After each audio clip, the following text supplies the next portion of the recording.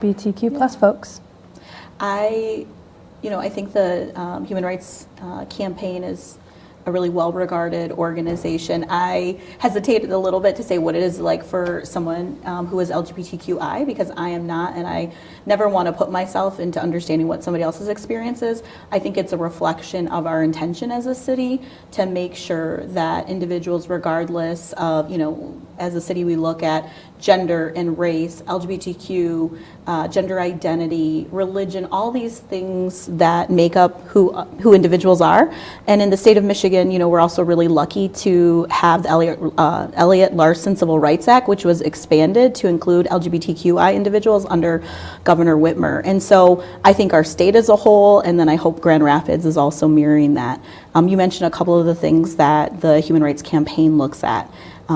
One of the pieces is really having a group like PRISM, which is our employee resource group, that is focused on making sure that LGBTQI employees have a voice in our policies. What is the experience like to be a connection point to one another? This past year, I also know some of that score increased because it also identifies what's the connection point for LGBTQI employees and individuals as it relates particularly to law enforcement. And so Lieutenant Maureen O'Brien is that main liaison now, working with those that are in the PRISM EGR and the GRPD. Also, the other piece is looking at how are we categorizing gender and non-binary ways, looking at our individual healthcare. The one thing that isn't included in the index for this year was the changes that we made to gender affirming care in this last go round with our healthcare plan. So when we made the switch, we moved to a different provider. And so some of those things need to be bargained. And so it's not necessarily as easy as we would like it to be to kind of change it, but we were able to change that. And so hopefully that will be reflected. I don't know if you can get more than 100, but I think that can be a recognition of those things that, we need to do. We've also taken, I know this year at the Pride Center's Pride Festival, we had an active booth. I was there with the Latina Network of West Michigan, and it was a huge event. I think it was the largest Pride Festival that has happened in Grand Rapids. And so those things matter. What are we sponsoring? Do employees feel connected? Do they feel like they can go to those events? And are we making those considerations, even in things like, just not just the experience, but also those city services when we talk to people, when we identify ourselves, when we identify individuals. So I hope so. Yeah. Just for context for the viewers at home who maybe haven't seen the report yet, there was 100 points available, but then there were also these bonus points so you could make more than 100 out of 100 score. I think the only category that the city didn't get a perfect score in was under the municipality as an employer because of that. The healthcare didn't have trans-inclusive benefits. So I think that will definitely, hopefully, increase in the future as they see, because I think that would have been, the change would have been in October, or by the time that it was done. But anyways, yes, I hope that is reflective. I want Grand Rapids to be a place where those that are LGBTQI feel that it's a good employer and also a great place to live, and also reflected in the state as well. Yeah, absolutely. Change of topic, but it's November. No, it's not anymore. It's December. It was November. It was November. We were together last. Right, which is a big election month. And we have now a new state law that requires local election clerks to administer at least 9 days of early voting. And that has been state law ever since the Michigan voters approved a statewide ballot proposal in 2022 to expand those voting rights. The polling sites offering early voting were established last month by a unanimous vote of the City Commission. Can you tell us about the polling locations and how that decision was made? Yeah, so, I think Grand Rapids, as I was walking in the building here, I saw our ballot box that we have for absentee voting, because prior to that early voting, it was no reason absentee voting, which was really expanded in the state, which I also think was great. Grand Rapids, our city clerk worked very diligently to work with our library system to make sure that we had those boxes not just outside of City Hall, but in other places throughout neighborhoods. So it's the 9 days. So it's like it covers like 2 Sundays. There are going to be 3 sites that will be available in the presidential primary and then the August primary, and that's going to be St. Peter and Paul in the 1st ward, Ottawa Hills High School in the 3rd ward, and then GRPS University in my ward in the 2nd ward. And typically those are selected based on, the connection point or the proximity. We're looking at things like parking, how much space do we have. This is also, all of those locations are a little bit larger, and I think we anticipate people will want to engage in that early in voting, and so it's better for us to be prepared at a site that has the ability to have good parking and to make sure we can put out our equipment and have easy access to our volunteers as well. So I think for sure those 9 days, each site will be open a total of 8 hours. The specific hours are not noted yet, but I do believe on Tuesdays and Thursdays it'll be open till 7 p.m. And so me being in the 2nd ward, I could go to St. Peter and Paul. You don't have to go to your ward. You can also take your absentee ballot there. And then in the general election, which is going to be a big election, of course, on all levels, the DeVos Place will also be another site downtown. And I don't know, I think we'll have to confirm with the city clerk if I assume that we'll be able to validate parking for individuals that park in our city lot because it's right across the street. We'll need to make sure we communicate that because you do get validation if you go up to our 2nd floor or go up to the 9th floor if you are voting in person during our regular election. So I'm really appreciative that the city clerk has worked. East Grand Rapids did a little bit of test run in it in the November election. We did not do it, obviously, last month. We just had one thing on the ballot in Grand Rapids. But I think that there has been a lot of support from the state and legislators to make sure that everyone has access to be able to vote. People work a lot of different schedules, things come up, and so that no reason absentee is a great thing, but these 9 days, I think we'll be able to see what are some other barriers, and hopefully we can eliminate those as well for individuals. So I'm happy about it. So if voters do want to vote early, do they have to bring their own ballot with them, or? Nope, they can go there and it'll just be like being at a polling place, or they can bring a previously requested absentee ballot and turn it in there just like they could on our 2nd floor at City Hall. Perfect. And votes will not be counted still until 8 p.m. election. Yes. Yep. I know that was something that was being looked at. I think in the end where it kind of laid out in the language is not that. So they're able to do some pre-entry, maybe not entry, but sort of coordination and connection, I think as early as 7 a.m. on that day. But I know we have a lot of people in City Hall, and our city clerk's office is working really diligently to make sure that in 2024, people are going to have lots of ways to vote and have a lot of confidence in multiple locations that their vote will be cast. Moving forward, as of December 1, applications for the city's Neighborhood Match Fund are open. Can you tell us a bit about what this fund is and what people should know if they maybe want to throw their hat in the ring? Yeah, so this is a great program that was started through our Office of Equity and Engagement. Ms. Stacy Stout, who is not at the city anymore, but somebody I've known for a long time, really led this, but also with a team of neighborhood volunteers, individuals who had some experience in philanthropy, community building, and it was a way for neighborhood groups, different individuals to say, I have an idea or a project for something in my little pocket of the world, right? And so a lot of times people have an idea, but maybe they need a little bit of money for it. So we're not talking large grants, it's up to $5,000. In the past, it has supported things like the Black Book Exchange, supported things like neighbors helping other neighbors to clear off sidewalks and things like that, used to rent out like lawn equipment if individuals, so they wouldn't fall into, not being in compliance with our city ordinances. I think there's been some things around like health and hygiene and just access to different supportive services.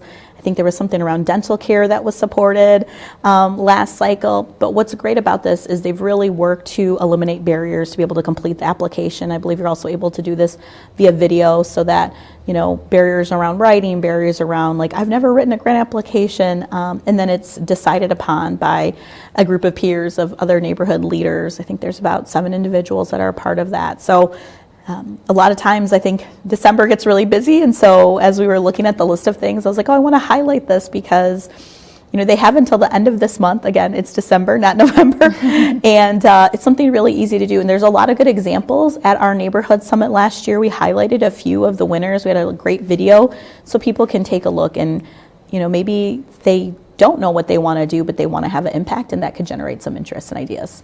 So do these project ideas have to be contained in one neighborhood, or can it stretch across the city? Yeah, it can stretch across the city, but typically it might be happening in one neighborhood or one specific area. It does need to be open to anyone, so it can't be closed, since it is through the city, it needs to be accessible to everyone. But what we see is that, it might be something in the Creston neighborhood that maybe is related to healthy food access. And it's going to be situated, maybe between the library and something else. I don't know if that's what they're going to do, but I know that they are working on healthy food access in the Creston neighborhood. And so something like that, or the Black Book Exchange, it might not be in every single ward, but it could be in particular wards, and to increase reading levels, and also reduce waste, because we're not all buying all these books, although I have 5 books on my nightstand right now that I want to get through. So yeah. And how long do folks have to fill out this application? They have until the end of this month, so it is through this month, and it has to be projects that will be executed through March to August of 2024. Okay. Yeah. Awesome. Another big thing that's come up recently is that many Grand Rapidians might see a water rate increase of just under 4% to their quarterly water bill. Can you talk us through why that might be, and if people are struggling to pay their utilities as it is now, can you point them in the direction for some support for that? Absolutely. So at our last commission meeting, we had what's called our annual water and sewer rate study that was presented to the full commission. This happens every single year. I think our water and sewer system, it is a complex system, but it's also very transparent.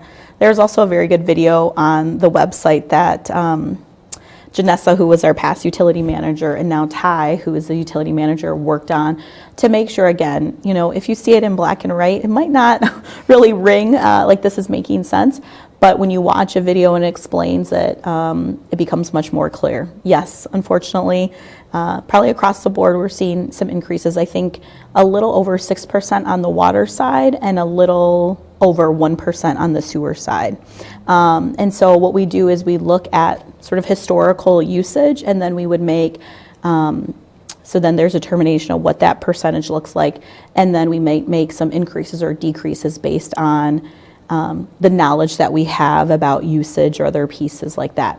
Now that is for Grand Rapidians. We are also responsible for other water systems, but sometimes, I think it's the city of Walker, they might make a contribution to reduce their rates. So we look at a variety of things, right? It's the infrastructure, and a lot of that is related to the infrastructure pieces. Certainly during COVID, we saw an increase in usage because a lot of people were at home, they weren't necessarily away, and so that is certainly one of the drivers as well. Today is actually the last day to make a public comment, so we had what's called a 20-day comment period for individuals to voice their support, concerns, questions, or anything like that. And I know Ty, again, our utility analyst, is very open to looking at all of those pieces. I do think, typically these are presented, they are done with a lot of care and connection, also auditing to make sure we're, considering all the appropriate things. So I expect that it will be unanimously supported when we meet tomorrow. Or I'm sorry, I think on the 12th, we have it on our calendar on the 12th. I'm getting my weeks confused. But yes, we do have other supports through our water department, our utilities, to be able to work with individuals who might be struggling to pay their water bill, and also different ways that we would connect with people to talk about what their usage is. Is there something going on in the home? Is there something maybe that people aren't aware of, a leak or things like that, that might be driving up the usage? The great thing also with GR Pay It, have to give a shout out for GR Pay It with our city treasurer, is that you can make payments on your water bill monthly, and so that has been something over the last couple of years that is, the ability to do that online has helped quite a bit. So I think if people are struggling, to please reach out to our 311 office, and we can get you connected into the right department to have that conversation. Great, thank you. Mm-hmm. It's about time for our first break now. When we come back, we'll hear more from Commissioner Ysasi, so stay tuned.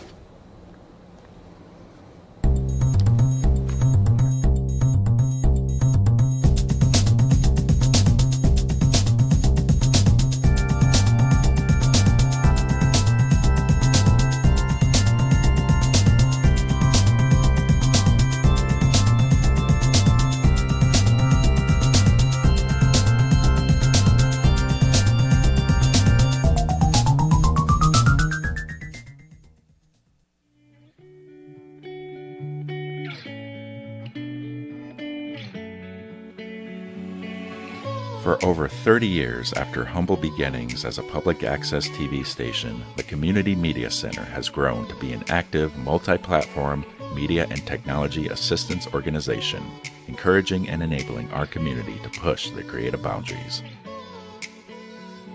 We power a variety of resources, including a music-centered community radio station, WYCE, a community venue with stage and screen at Wealthy Theater, citizen-driven journalism with the Rapidian, a web development team empowering local nonprofits, an education department that trains and broadens students' minds, and a free speech public access television studio, GRTV, where it all began. By introducing audiences to new voices and ideas, we enhance community engagement and create connections between artists and audiences, enriching our city's cultural offerings. We empower and collaborate with platforms and resources accessible to all and used by all. Every free democratic society depends on media, accessible to the community and uncensored by government. The Community Media Center continues this work for the media landscape of today and tomorrow. These platforms and services empower our neighbors to tell their stories and explore the richness of culture that Grand Rapids has to offer. Connect, discover, learn, create, and share. The Grand Rapids Community Media Center.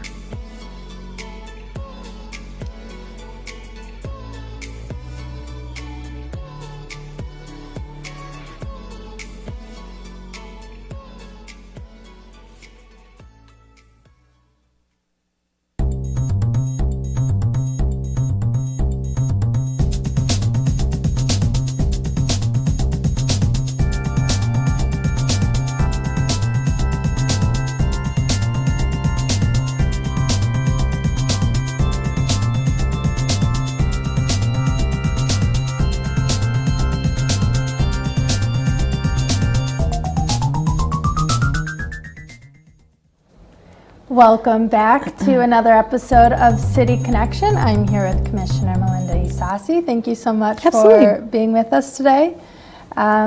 We can jump right back into the questions if you're ready for it. Sounds good. Perfect. So Mobile GR Director Josh Naramore will be leaving his position on December 15th, taking a new position with the National Association of City Transportation Officials. In his place for the time being, Assistant Mobile GR Director Jennifer Casper will act as Interim Mobile GR Director effective this week, December 8th. And then the city will conduct a nationwide search for a permanent replacement for Mobile GR Director. So what's the city looking for in a person when trying to fill this role? And what type of work does the Mobile GR Director do? I think, in the past, Mobile GR was known as parking services and probably something even, more very specific. But I think with Josh's arrival and the foresight of past city leadership and current city leadership to really think about not just parking, but mobility services overall. We are a growing city. We have lots of opportunity, and that can sometimes represent, tension or challenges, right? I talk to people about parking in the city. We do have parking available in our city lots and our private lots.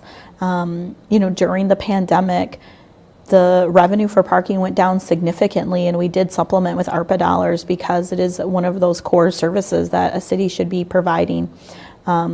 But beyond that, thinking about things like our micro-mobility programs, our Dash, I think we're on the Dash 3.0, and how do we connect people into different neighborhoods and corridor points. And so, when I saw the news, I was, sent Josh a note and just said, thank you for everything you've done. I think we are, it's always a bittersweet piece, but it sounds like a great opportunity. I know it's a great opportunity. And so I believe the city manager and those that are in his leadership will be looking for individuals that can continue that strategic plan that they have laid out with Josh. And also, we have a Mobile GR Commission. So those are resident advisors as it relates to mobility in our city. And I think it's a topic that, as we talked last month on the community master plan, parking and mobility options are going to be so core to how our city is designed over the next 20 years as we have this bridge to our future. And so somebody who has that ability to, look strategically, I imagine is something that the city manager will be looking at. Somebody who can also like connect and coordinate with other departments. Josh would work quite closely with our planning director, Kristen Turkelson, quite closely with Parks and Recreation, quite closely, with the police department. And so under his leadership and the leadership of our city manager, working to move that ticketing of vehicles into a civilian workforce outside of the police department. And I think, again, that is really a focus on what can our police department focus on that is necessary for the training that they have, and what can we focus on that can come through our mobility. So it will be, I think, strategy, but also execution. Grand Rapids is the second largest city in the state. We want to be known for having multiple options and that people can get around, and also safety. I think pedestrian safety, as we think about these winter months, is something that I know Josh certainly championed as a avid bicycle rider, and so somebody who can understand how do we coexist in a city that is bustling and growing with also pedestrians and young people getting to and from work and school. Absolutely. A billion different places we can take that, because you kind of segued into a few different ones. Why don't we pick up and talk about the city's community master plan? I believe we've talked about this last month, but since then we've had a few sessions of community input. So I'd love to hear what the city has learned from those meetings with residents, and what takeaways are maybe going to make their way into the CMP. Yeah. So I had the opportunity to go, I think it was the day after I was here last month, to go to the session that was at GRPS University that Tuesday. And it was a packed house of individuals that were wanting to connect as we get into this third phase of meetings and we have these conversations. What is this, what is this plan really, going to look like? I think what people want us to know is that they want to continue to have the ability to, I think, have identity in their neighborhoods. I think I've lived in Grand Rapids my whole life, and I lived in every single ward. But as a 15-year resident of Creston neighborhood, there are elements that I like in my neighborhood that I want it to be known for, and people hopefully can have that choice of where to live. I think we heard that clearly as affordability and availability of housing continues to be a top priority for most people living in Grand Rapids. Even if they have affordable and available housing, they want to make sure that their children, that their neighbors, that people that they work with have that ability to choose to live in Grand Rapids. And that is going to be top of mind. A focus on climate change and climate resiliency. I think as a city, we have this climate that we have, right? I mean, it's almost 40 degrees out, I think, today. It feels a little cold, but that's pretty warm for right now if you think about historically what, our city and the state has looked like at, beginning of December. And so understanding, we need to adapt to individuals like climate refugees that might be coming from the coast to seek out Michigan as a refuge, as having lots of fresh water nearby. And so I think things like that. Also, how do we reduce our carbon footprint, not only as a municipality, but also as individuals and communities and neighborhoods? And how do we make choices around reduction of energy, not just for those who can afford it? And so making sure that it's going to be accessible for individuals that might want to make that change, but perhaps investing in, something as it relates to a specific water heater or solar panels would not be out of reach for individuals, and how does that connect into hopefully other federal policy that might be the case. And then I would also say mobility, continues to be that piece. Lots of questions about how do we make it, easier to get from one place to another, thinking about these new attractions that will be coming in these future years, like an amphitheater, like the proposed soccer stadium. How will people be able to get to and from that and access that in, hopefully an affordable way, and in a way that adds more quality of life versus, burden. I heard when I was there, I think the last thing I'll say is somebody said, I really want it to only be 10 minutes to get most places in Grand Rapids. And I think that's what I used to say 10 years ago. Now, coming here, I really need to give myself at least 30 minutes, because traffic, and I'm coming from, the third ward and coming over into the first ward. So housing, climate, resiliency, ability to have choice and where individuals live, those and mobility will remain. I think that's some of the top pieces as relates to our master plan. So what's next for the master plan? Are there any more opportunities for residents to get involved? Individuals can continue to provide any feedback as it relates to the community master plan. Individuals, there are still some neighborhood groups that are doing some connection points and outreach. October was a busy month for year-end meetings as it relates to a lot of neighborhood association groups who were connected and contracted with our planning department to provide insight. Those are probably wrapping up. They probably wrapped up actually at the end of last month, but individuals can still share any thoughts as it relates to community master plan by sending comments to our city clerk's office, and that will be added into the official record where all of us commissioners and also planning commissioners get that information. And before we wrap up this second segment of the show, Yeah. let's talk a little bit more about the streets. We talked about mobility. What about street cleaning this time of year and plowing? Yeah. Is there anything viewers need to know Yeah. around those topics? Absolutely. So last time we talked about the odd even parking and just reminding individuals of that, because it's not only for the ease of getting into the streets, but it's also for the street cleaning pieces and making sure that we're able to do those city services. When we think about this time of year, we start to think about snow that is more than 3 inches. And so that's when we would begin our plowing services. So typically, after a weather event like that, or I feel like I don't remember how much snow we got on Halloween, but I know that was probably the only time where it snowed significantly, right? Yeah. Because I wore the wrong shoes that day. But anyways, so typically what happens is we would go through those major streets. So Division, Monroe, Leonard, Fulton and Burton would be what we call those primary streets. And so we really want to focus on those first, and that's where our attention goes. And we use de-icing techniques there. Then we would go into those secondary streets, our side streets, our local streets, alleyways, cul-de-sacs. I think I have a couple of constituents in cul-de-sacs, and they typically are done sort of at the end, just given some of the nature of the plowing that needs to occur.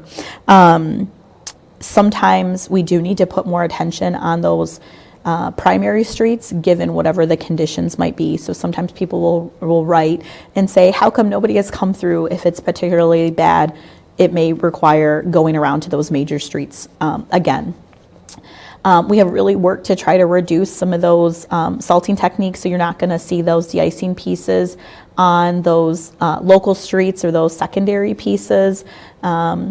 I was also reading as I was prepping, like we've made some investments in the equipment so that there can be more efficiency. So then we're going and doing the snow plowing. We're not having to use hopefully as much time in the trucks and reducing that amount of time on our streets, right? So reducing those emissions. And then so that's kind of the streets. Some people might be familiar, in 2020, we created a pilot program, a sidewalk clearing pilot program.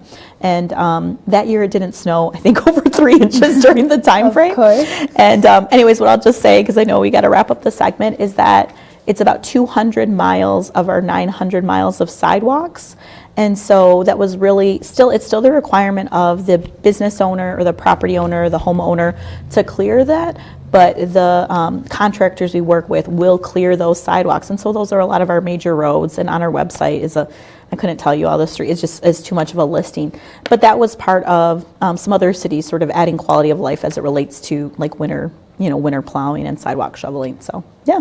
Okay, so make sure that you're looking at the street signs when you park. Yes. Have a shovel ready and be patient. If you are on a residential street, the plows will come. Yes, there is a winter preparedness guide too that we have on the city website. So if people are just, maybe they've moved here, or just a first-time homeowner, kind of look at those things and things to even keep in your car to make sure that you're safe during this winter season. We do live in Michigan. Right. Well, thank you for sharing. Yeah, absolutely. We're heading into our second break now, but when we come back, Commissioner Ysasi will be taking questions from you.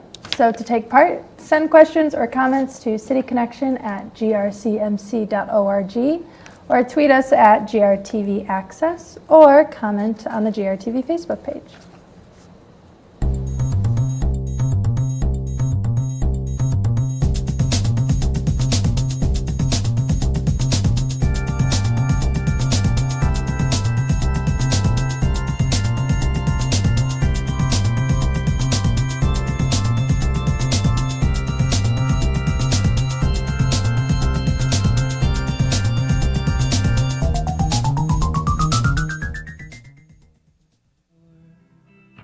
The Wealthy Theater is Grand Rapids' local movie theater and performance center.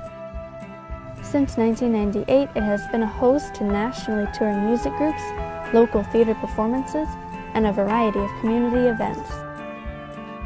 Today, the Wealthy Theater is not only a landmark community treasure with historic significance, but a pioneer in the infusion of technology and traditional theater.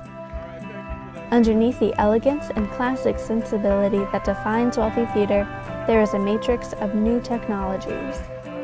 The theater is completely digital and outfitted with cameras and microphones for concerts, theater and comedy troupes, speakers and lecturers, and so much more. Experience all that Wealthy Theater has to offer. And bring a friend. Be surprised by the Wealthy Theater.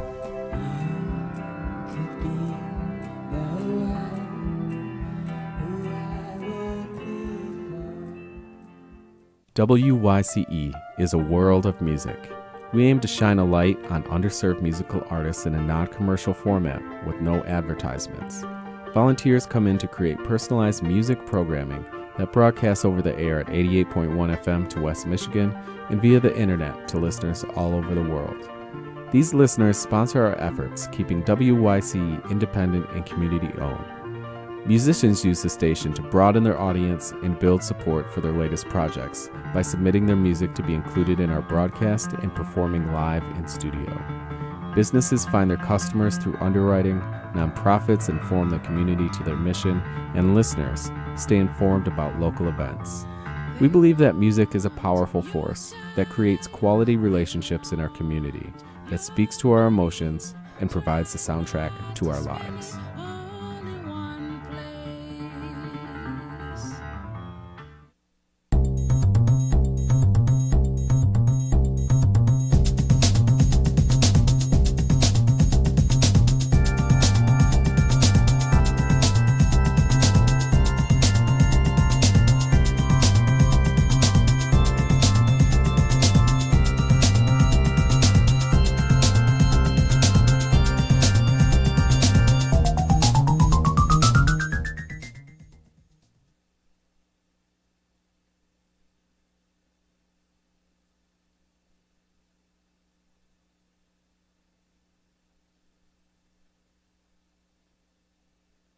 Who is going to take some questionnaires from all of you at home. So thank you again for being here. Once we get those questions, perfect. We have our first question here. This commenter said, I just read an article on the Rapidian about GRPS using the money from Reimagine GRPS to fix some buildings.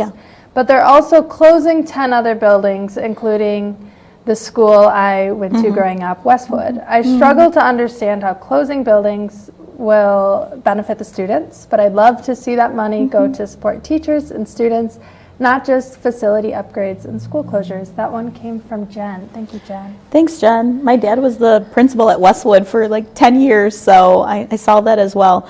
A reminder to everyone that the City of Grand Rapids and GRPS are separate entities, but I'm happy to offer some context as I see it as, a resident of the city and also a member of what we call our City of Grand Rapids and GRPS body. We actually have a meeting with them this week. That's a public meeting that's happening on Wednesday afternoon. And, I think with the Reimagine campaign, there was a lot of discussion that the focus was on buildings not being utilized and knowing that there was, I think, tens of $millions in undeferred maintenance that was happening in the district and needing to make some difficult choices as they have also looked at the population decrease that probably reducing the amount of buildings that they would need to make that deferred maintenance and thus closing. And, I can't say if they will sell some things. I think that's something to watch. A lot of these locations, I know there was something in the Black Hills neighborhood in the fall that they were looking at doing a housing project, and ultimately they decided to make that into a green space. But I think as we think about while I can't comment on how GRPS will use that money because I don't have that authority, I think just like coming here or coming to our city commission meetings and going to the school board meetings to share your thoughts with those elected leaders as well as GRPS staff, it's probably the best way to share that. But I do think the parameters of the millage proposal were around broad uses as it related to overall capital and facility plans.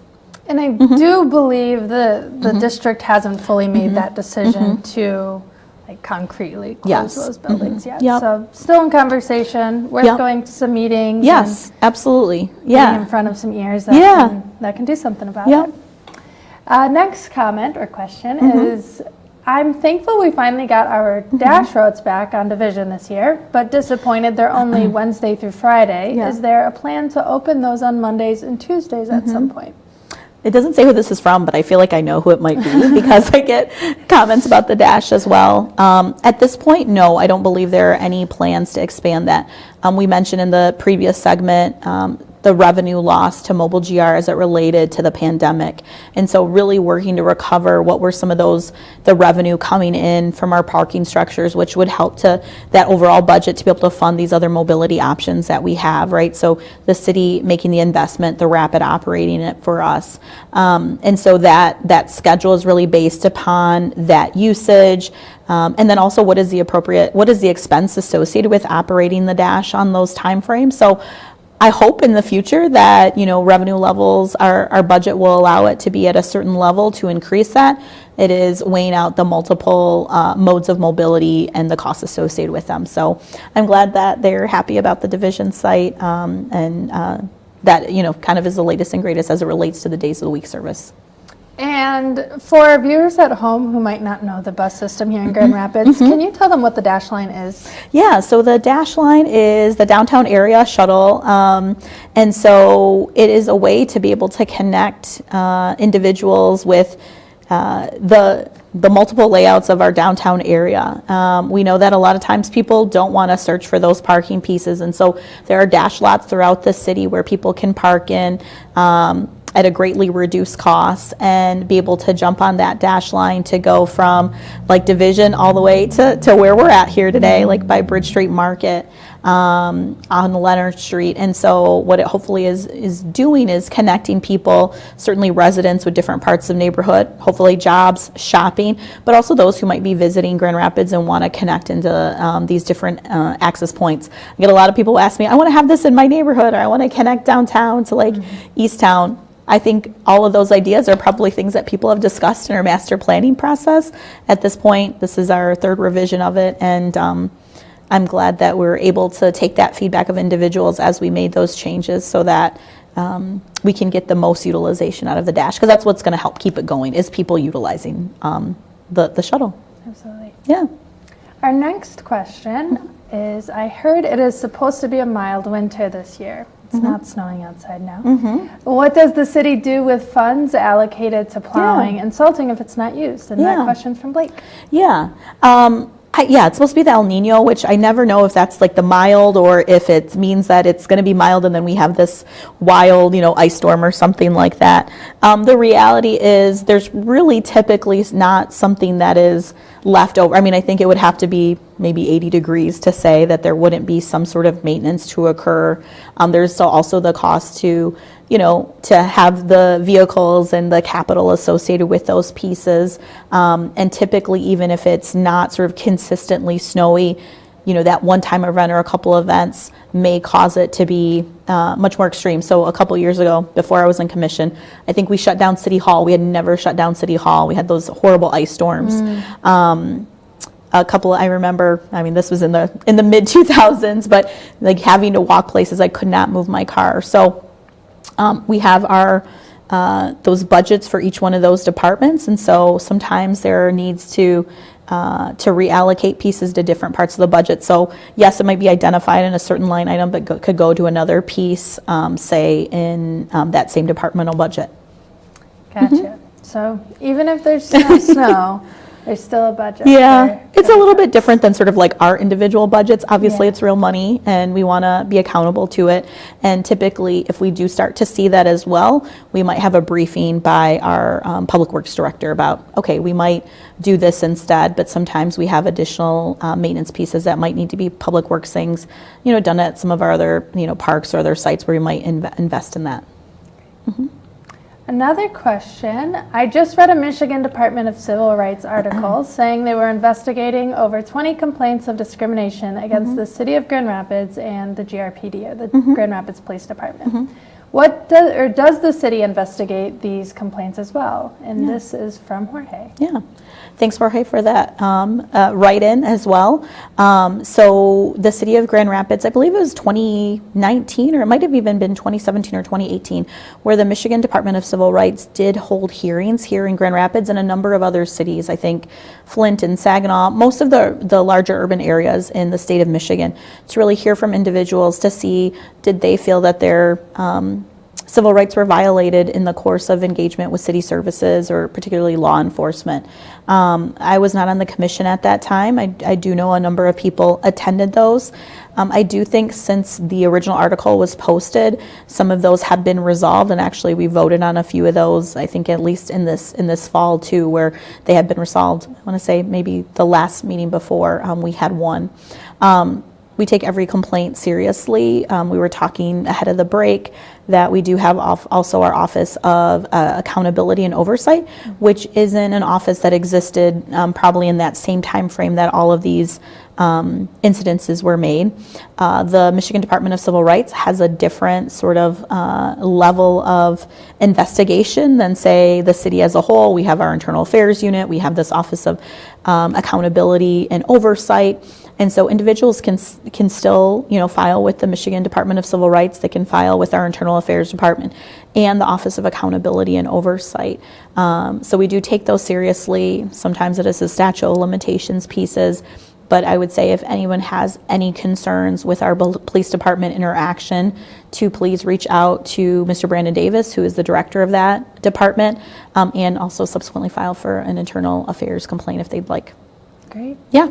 I think it's about time that we head out to our next break. So if you have more questions, you can send those in on Facebook in the comments section, or you can tweet to us at GRTV Access. But we will be right back after this break. Okay, so on the next one.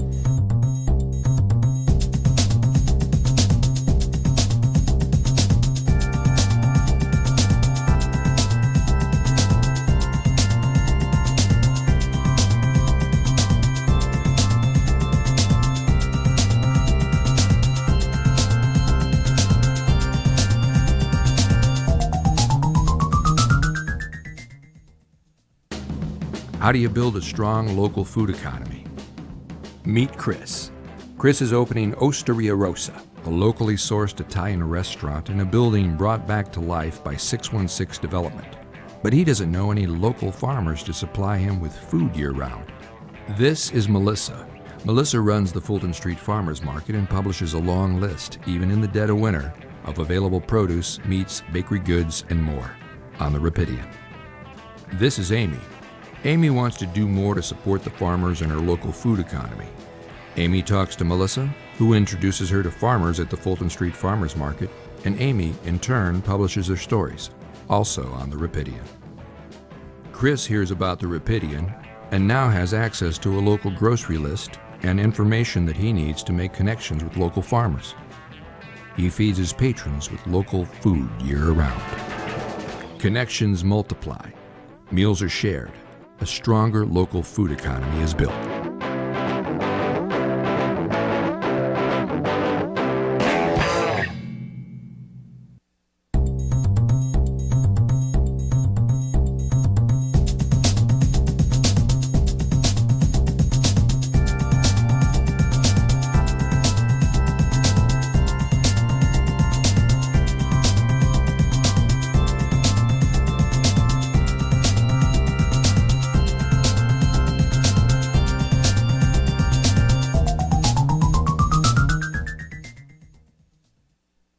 Back here with us on City Connection is Commissioner Milinda Ysasi, and we have more questioners from viewers, so let's get into it. Sounds good. Our first question is coming up right now. Okay. Yes. The question is about fiber internet options Yes. in the area. So this commenter said, I'm frustrated with the lack of fiber internet options in my area. And despite numerous requests to providers, what is the city actively doing to expand fiber internet availability and ensure that providers are not neglecting certain neighborhoods in their service rollouts? And this question is from Min. Min, thanks for the question. That's my nickname. I was just mentioning that I've gotten this question, at least in the last week, somebody was asking and expressing the same thing, being frustrated. The providers do not typically give us a timeline of when they might be expanding in certain neighborhoods. That was a request I had gotten from an individual. I do believe it was our city engineer said, we'll do some outreach, but I think the best piece is, I know they've noted that they've reached out to the providers, but is for them to continue to connect with the providers. I think if there is any specific feedback or feeling like maybe people are not connected in a certain neighborhood, reaching out to our 311 department to share that.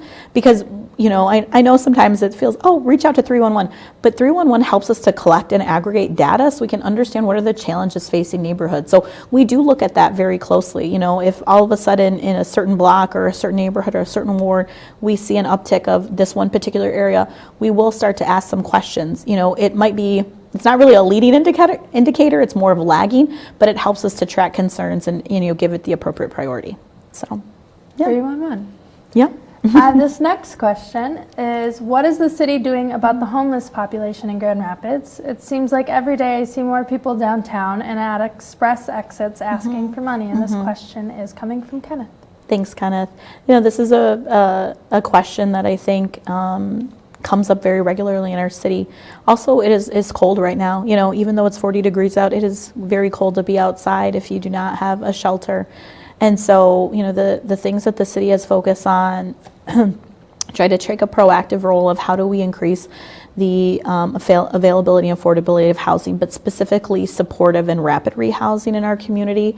So, I think 2 commission meetings ago, or maybe the last commission meeting, we did have an update at our public safety committee from community rebuilders, which was focused on, they're going into different parts of the city where we do see an uptick of individuals who are experiencing homelessness, and try to understand what are the challenges associated with their situation. Is it typically it might be something of, it could be losing a job, it could be a medical condition, it could be maybe they're not from this community. We oftentimes in Grand Rapids see more people coming into our city because the amount of services that we have a number of shelters, we have a number of housing providers. We are an urban area that has more access, that has connection points into, we talked about the Dash earlier. And so I don't know that it's such an abundance. I think we have resources and people are seeking the resources out in our city. We've worked with groups like Mel Trotter to provide what's called personal storage units for individuals who may be experiencing homelessness. Some people have said to us, I don't feel comfortable going into any of the shelters in our city. I feel more comfortable being outside.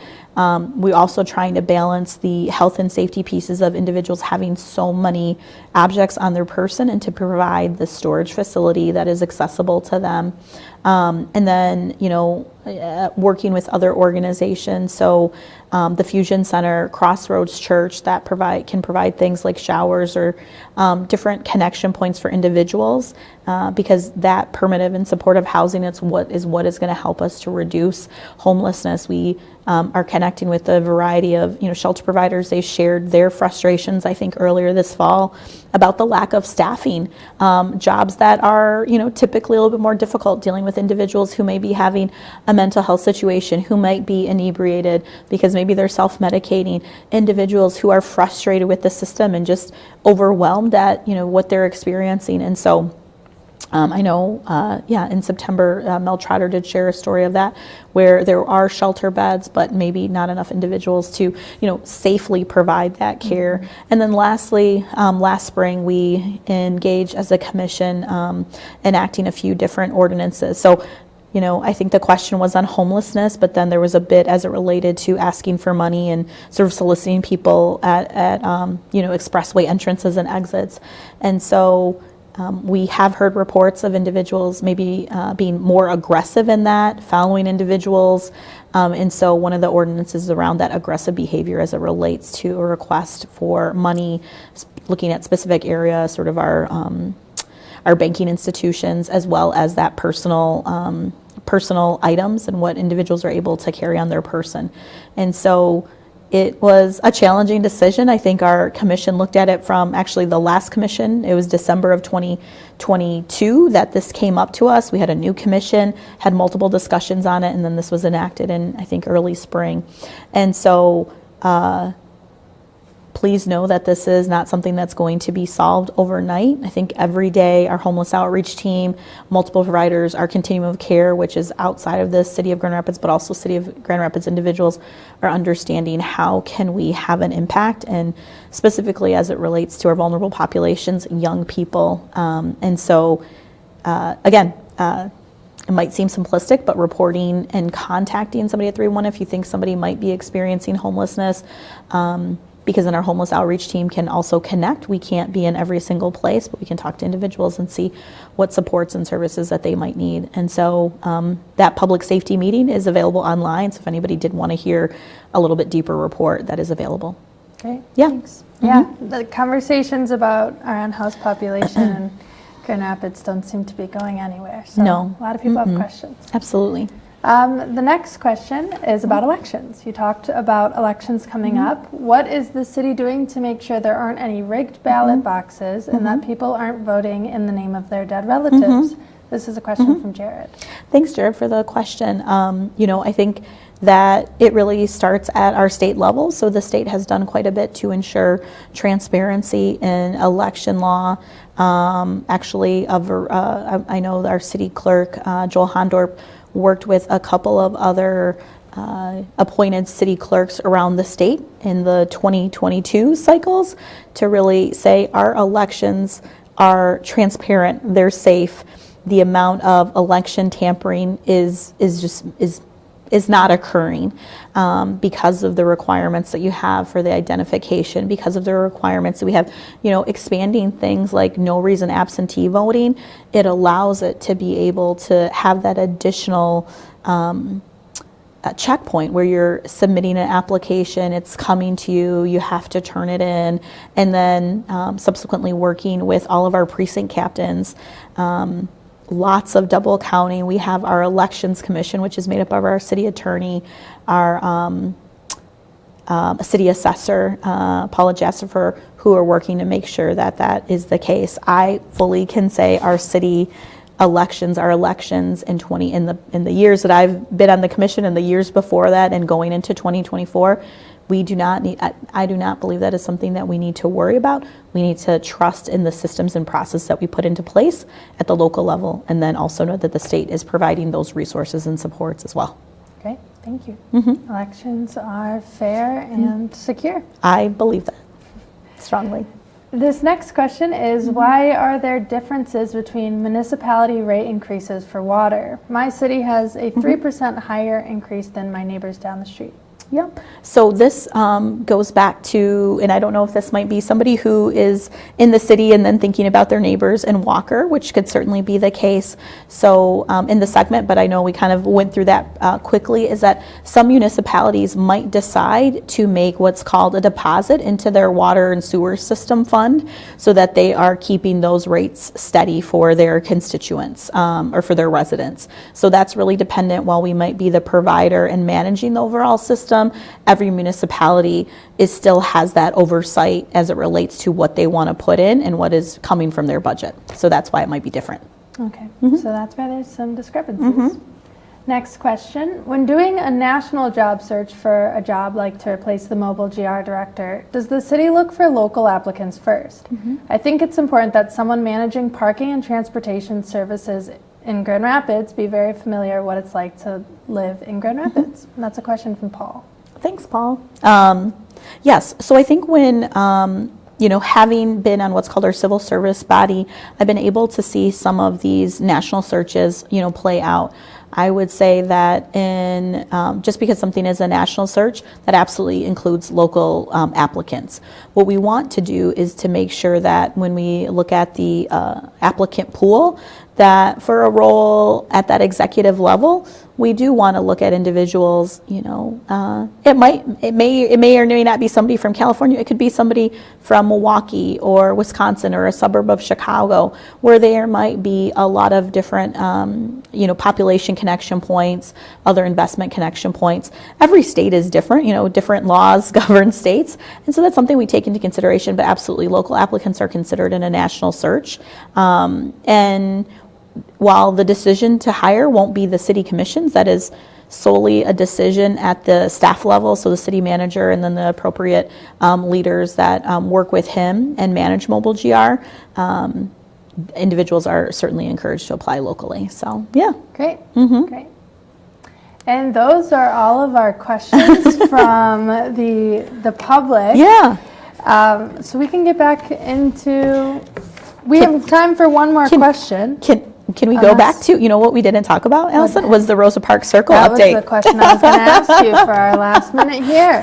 Mostly because I haven't been. So Rosa Parks Circle, many people know that that rink opens for the season, and it was scheduled. It was originally pushed back to November 30th, but then got pushed back again.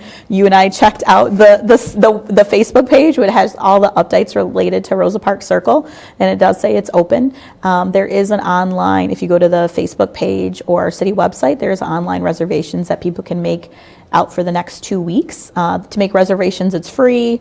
For admission for 17 and under, it's $2. 18 and over, it's $4, and that includes skate rental. But you can also walk up as well. And last week, Friday, was the kind of official kickoff to the holiday season. We had the Santa Parade in November, but that was the tree lighting downtown. And so it wasn't raining. I think it was raining that day and not snowing. I didn't make it there, but saw some of the images. So it's just a reminder that there's a lot of great things going on downtown. I think during COVID as a city, we talked about how do we become an all-season city, right? I think we were maybe used to hibernating a little bit. But there are, skating going on downtown. Downtown Grand Rapids Inc., DGRI, will have their World of Winter series that will kick off in the new year. Lots of great installations and fun events, silent discos, those things. Our GR Outside group, which you can rent things like camping equipment, but in the winter you can get like a sled rental and be able to go to one of our beautiful hills and go sledding and maybe get a hot chocolate afterwards. And then also there's some other things like snowshoeing and cross-country skiing at like Indian Trails Golf Course in the 3rd Ward off of 28th Street. So there's lots of things for people to do this winter. And I think last winter I took my niece to paint the ice during one of the World of Winter events. So we just want people to enjoy the city all year round. Great. Well, I hope you brought your ice skates. We can go down to the rink as soon as this show is over.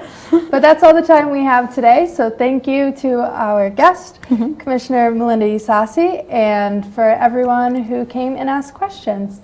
Thank you for tuning in, and we will see you next year in 2024. Yes. Thanks.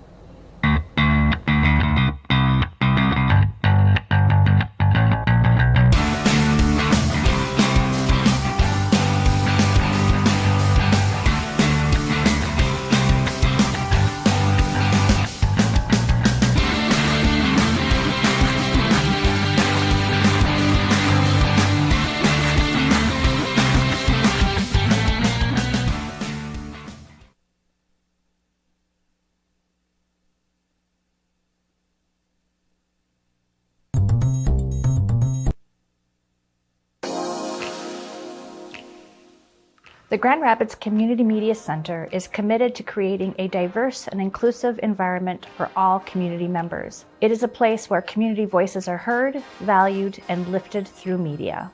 We seek to provide area residents with a platform to participate in free speech, be engaged with the community, and share their diverse voices. As a multimedia platform organization, we provide and support a variety of community resources, including our radio station, WYCE 88.1 FM, our TV station, GRTV, our hyper-local news program, The Rapidian, web services, and our historic theater, Wealthy Theater.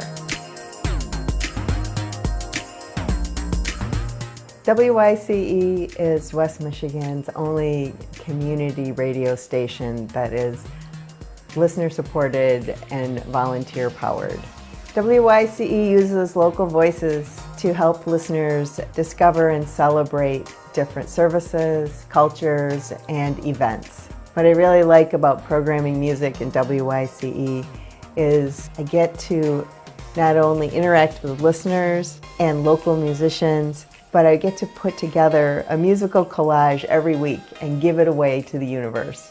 As a volunteer programmer, you get the training on how to use equipment, how to access music from the library, and how to put together a great show that showcases local and national artists and still has your creativity included. The Web Services Department helps West Michigan nonprofits connect, learn, create, and share through locally built and accessible websites. We help nonprofits strengthen their online presence by developing one-of-a-kind websites tailored to their specific needs. The Web Services team can take care of all the technical needs of getting a new site up and running, including website hosting, domain name registration, theme development, and page layout. Websites are built with accessibility and responsiveness in mind, making sure our projects are available on any screen and accessible to people of all abilities. We are passionate about helping organizations in the nonprofit sector effectively communicate their stories online, promoting equity and media access with our affordable services. Wealthy Theater is a historic theater on the southeast side of Grand Rapids. It was built in 1911, and today it stands as a performing arts center, historic cinema, and community venue.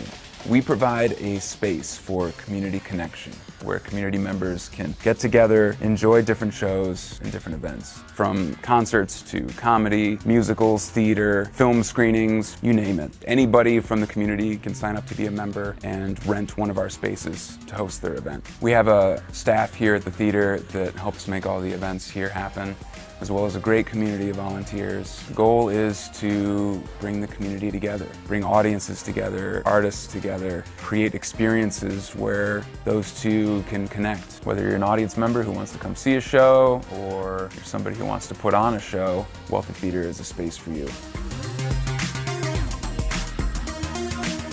The Rapidian is a hyper-local news source powered by, for, and of the people of Grand Rapids, Michigan. We launched in 2009 using funds from local organizations and generous donors, and this community-driven platform empowers residents to share their stories, post articles, and keep track of local events and issues. By emphasizing citizen journalism, the Rapidian provides a unique grassroots perspective and a vital news service for the residents of Grand Rapids. In 2023, we are relaunching the Rapidian with the Grand Rapids Documenters program, where we train and pay local citizens to cover public meetings, empowering residents with the tools and resources to strengthen the news media landscape in Grand Rapids and become more civically engaged. GRTV airs public access television programming made by and for the Grand Rapids community, amplifying their voices to support a diverse and vibrant democracy. We provide the tools, training, and broadcast platform for free speech. Community members can take classes on video and production features, borrow professional equipment, editing software, and use of our studio facilities to create their own content. We help community members connect, learn, create, and share.